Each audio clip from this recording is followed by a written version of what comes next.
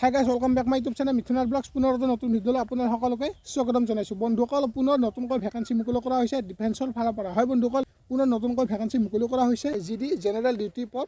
Matric pass কৰিলে এইখিনি পদত এপ্লাই কৰিব পাৰিব। বন্ধুসকল, এইখিনি পদত এপ্লাই কৰিবলৈ হ'লে টোটেল ভেকেঞ্চি কিমান দেখিবলৈ পাব আৰু লগতে বয়সৰ সময়মা কিমানৰ পৰা কিমানলৈকে দিছে, টোটেল ভেকেঞ্চি কিমান আছে, আপোনালোকক এই ভিডিঅ'টোৰ জৰিয়তে সকলোখিনি ষ্টেপ বাই ষ্টেপ জনাব বিচাৰিছোঁ। গতিকে ভিডিঅ'টো কোনো স্কিপ নকৰাকৈ একদম শেষলৈকে। বন্ধুসকল, এতিয়া কৰিছোঁ ইয়াৰে department name join India coast গাৰ্ডৰ ফালৰ পৰা এইখিনি পদ মুকলি কৰা হৈছে। Department name join Indian coast গাৰ্ডৰ ফালৰ পৰা এইখিনি পদ মুকলি কৰা হৈছে। এপ্লাই প্ৰচেছ অনলাইন মাধ্যমত এপ্লাই কৰিব লাগিব। এপ্লাই লাষ্ট ডেট ফেব্ৰুৱাৰী মাহৰ 25 তাৰিখলৈকে এইখিনি পদত এপ্লাই কৰিব পাৰিব। হয় বন্ধুসকল, ফেব্ৰুৱাৰী মাহৰ 25 তাৰিখলৈকে এইখিনি পদত এপ্লাই কৰিব পাৰিব।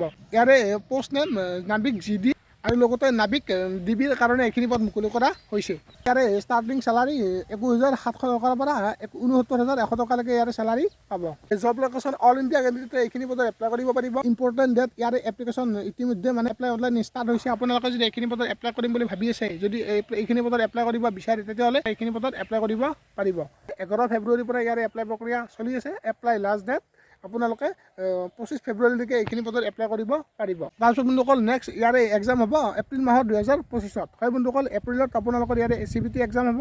নেক্সট কৰিছোঁ আপোনালোকৰ ইয়াৰে বয়সৰ সময়মাহ। মিনিমাম আপোনালোকৰ এইজ 18 বছৰ হ'ব লাগিব, মেক্সিমাম 22 বছৰ এইজ হ'লে হৈ যাব।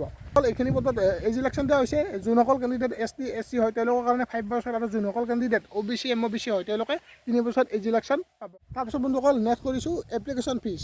যোনসকল কেণ্ডিডেট OBC UR EWS হয় তেওঁলোকে 300 ৰুপিজ পে'মেণ্ট কাটিব লাগিব, আৰু যোনসকল কেণ্ডিডেট ST SC হয় তেওঁলোকৰ কোনো ধৰণৰ পে'মেণ্ট কাটিব নালাগে। নিউ পে'মেণ্ট মোড অনলাইন মাধ্যমত পে'মেণ্ট কাটিব লাগিব। তাৰপিছত কৰিছোঁ ভেকেঞ্চি। ইয়াতে আপোনালোকে প্ৰায় 300 ভেকেঞ্চি আপোনালোকে ইয়াতে দেখিবলৈ পাব। নাবিক জিডিৰ কাৰণে, নাবিক ডিবিৰ কাৰণে 260টা ভেকেঞ্চি আপোনালোকে দেখিবলৈ পাব।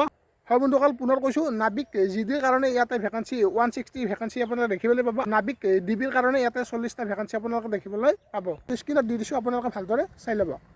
তাৰপিছত নেক্সট কৰিছোঁ আপোনালোকৰ ইয়াতে এডুকেশ্যন কোৱালিফিকেশ্যন। ইয়াতে নাবিক জিডিৰ কাৰণে এপ্লাই কৰিবলৈ হ'লে আপোনালোকে 12 পাছ কৰিব লাগিব। মেথছ আৰু লগতে ফিজিক্স ছাবজেক্ট দুটা আপোনালোকৰ থাকিব লাগিব। তাৰপিছত নেক্সট নাবিক ডিবিত এপ্লাই কৰিবলৈ হ'লে চিম্পুল মেট্ৰিক পাছ কৰিলে এইখিনি পদত এপ্লাই কৰিব পাৰিব, বা ইয়াতে কোনো ধৰণৰ পাৰ্চেণ্টেজ বা কোনো ধৰণৰ এক্সপিৰিয়েঞ্চ চাৰ্টিফিকেট বিচৰা নাই।